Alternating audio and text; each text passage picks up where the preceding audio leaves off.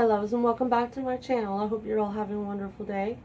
So last night we had some pretty strong winds, and if you can hear it now, we still have them. But I recorded a little clip last night and I will put it in here somewhere. So guys, I'm getting the new phone, the Samsung Galaxy Note 9. I can't wait for that. So yeah, that'll be what I'll be recording on once I get it. So yeah, I'm hoping today I get it sometime. It's starting to snow again, guys. I guess winter's just not wanting to give it up.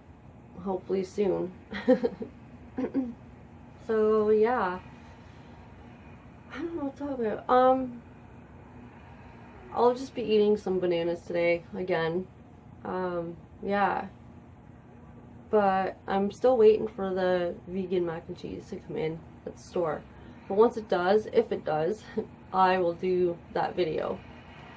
I will also try to do a unboxing of my new phone and yeah, show you guys what it looks like, and I'm hoping it does a really good job, a better job at what my video does now.